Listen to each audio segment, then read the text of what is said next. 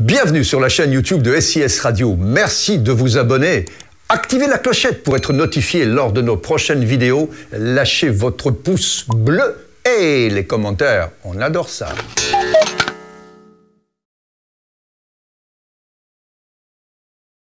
Merci de regarder le Monique Time, merci de nous suivre. Un thème particulier aujourd'hui, Claude Moniquet, dans ce Monique Time, quand ça a le goût et l'apparence d'un arrangement honteux, je vous lis, tout pousse à croire qu'il s'agit bien d'un arrangement honteux.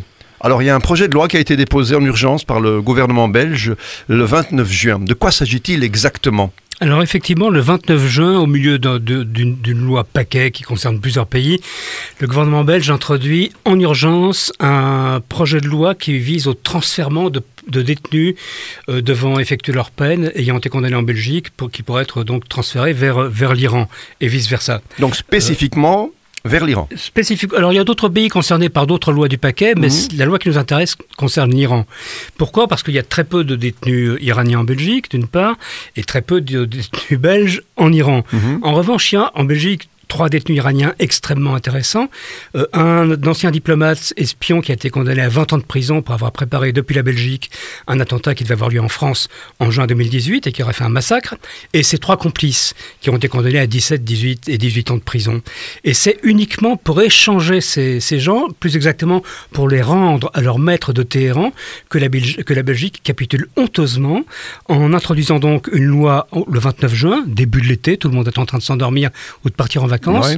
Loi qui devrait être votée en plénière dans les jours qui suivent, au motif donc de l'urgence. C'est donc un arrangement honteux. Une loi, Claude Moniquet, commanditée par Téhéran. Donc Téhéran qui dit, faites-nous une loi pour libérer nos 4 terroristes, on peut quand même les appeler ainsi. Ce sont des terroristes, ils ont été condamnés pour terrorisme. Voilà, donc des peines lourdes. D'ailleurs, vous étiez expert pour la partie civile. J'étais expert de la partie civile pour le dossier. Lors de ce procès, donc vous connaissez bien ce dossier. Condamné en première instance, en deuxième instance, les peines sont là, donc la justice belge fait son travail dignement, sans céder à aucune pression particulière. Le verdict est rendu et on pond une loi faite sur mesure pour exfiltrer ces 4 terroristes et les rendre à leur pays. Vous avez très très bien résumé la situation. La Sûreté de l'État, la police belge, la justice belge et la justice et la police de plusieurs autres pays européens, dont l'Autriche, la France et l'Allemagne essentiellement, a magnifiquement fait son travail en toute indépendance et résistant à toutes les pressions.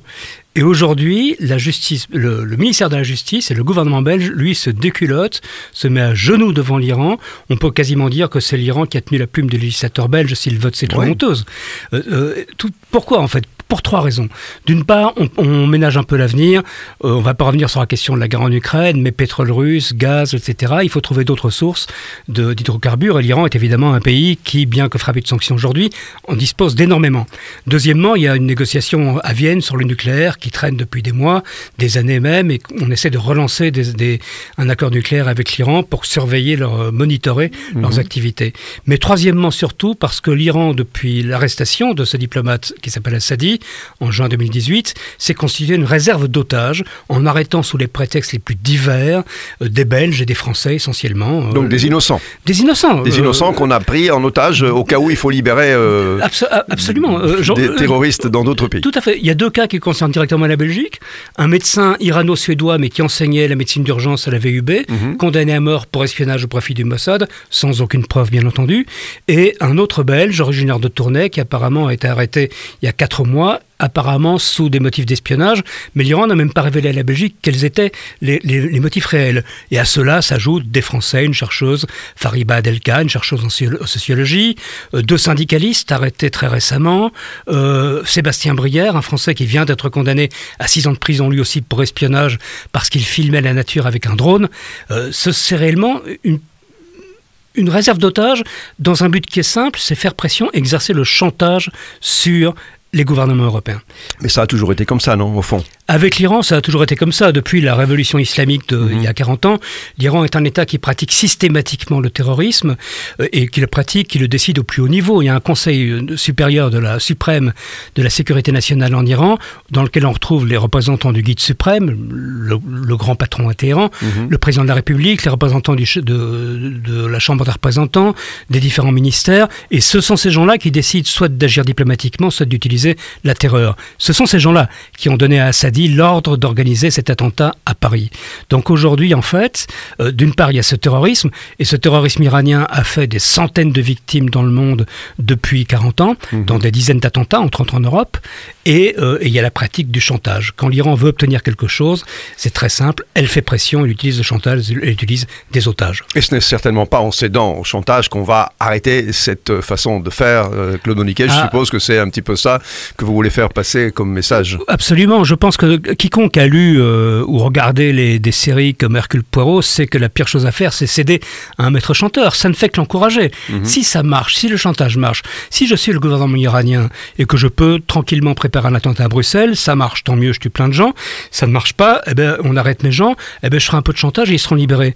Pourquoi est-ce que demain je me restreindrai? En fait, cette loi n'est pas du tout une loi qui va aider des gens, bien que je comprenne qu'il faut venir en aide aux personnes qui sont détenues en Iran, hein, la question n'est pas là, mais ça va encourager l'Iran à continuer à la fois dans la voie du terrorisme et dans la voie du chantage.